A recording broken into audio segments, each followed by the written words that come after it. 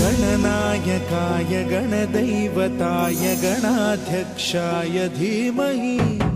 गुणशरीराय गुणमण्डिताय गुणेशानाय धीमहि गुणातीताय गुणाधीशाय गुणप्रविष्टाय धीमहि एकदन्ताय वक्रतुण्डाय गौरीतनयाय धीमहि गजेशानाय भालचन्द्राय श्रीगणेशाय धीमहि